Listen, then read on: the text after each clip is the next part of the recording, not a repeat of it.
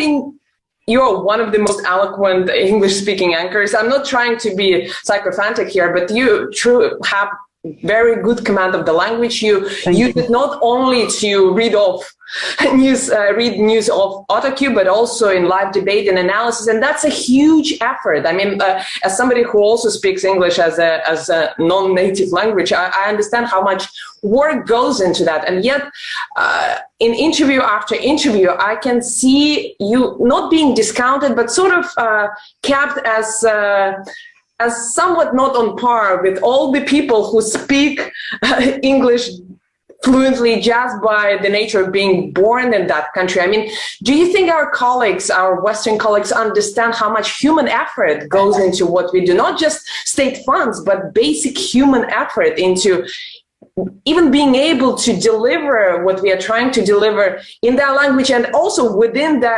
framework of the world, because you are not only learning the language, you are also learning the culture, the worldview, etc. I think one idiom would be good here. It's their house, so we have to follow their rules. And if you want to speak to an international audience, which is, prevalent in English, which is English speaking primarily, you have to learn their language, you have to learn their culture.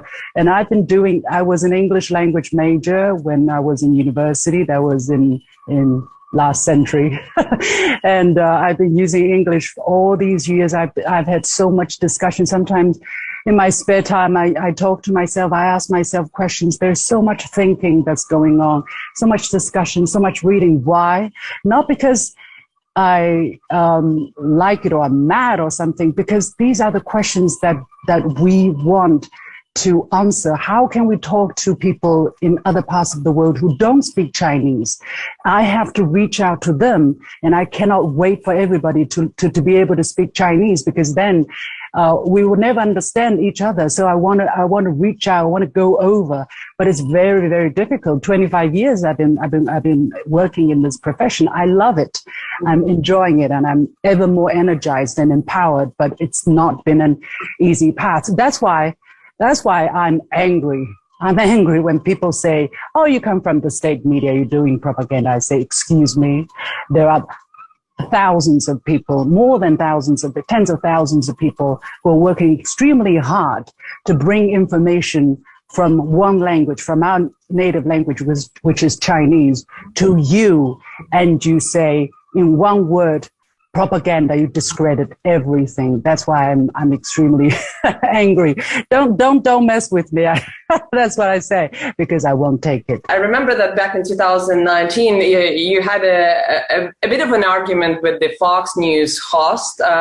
You described her as being all emotion and little substance, and I think that was a perfectly fair criticism. But I want to ask you, why do you think emotionality, rather than critical thinking, has become such a dominant feature of Western broadcasting? Because arguably it's easy for them to not only talk but think in English, but for some reason there's a very, very determined push and pull towards emotionality. First, I have to say, with all due respect to Trish Regan, my counterpart in that debate, when I wrote that opinion piece, which triggered the debate, I didn't mean to say that she was all emotions and no substance. But you see, that's the problem, because I was thinking in Chinese and I wrote the piece. I was actually saying her research was not well done, but I really didn't accuse her of being all emotions and no brains. But I guess that, that made her feel offended, and it's not about her, her personality or even her style. My question is more about the general approach to work. When talking about emotionality, we mentioned it just now. I say we are all emotional animals.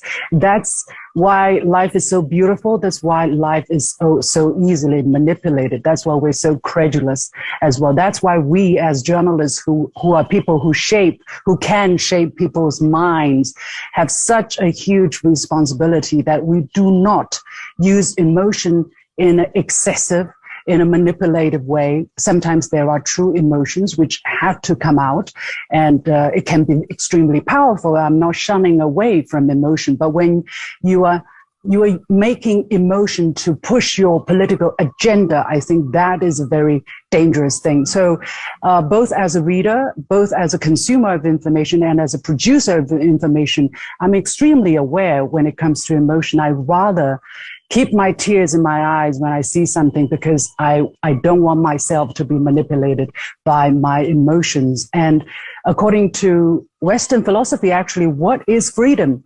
Freedom is when you are able to restrain your animal instinct and make the right choices despite your emotions. That is when you achieve true freedom. And I want to have that kind of freedom. And I want to give my audience the choice to have that freedom as well.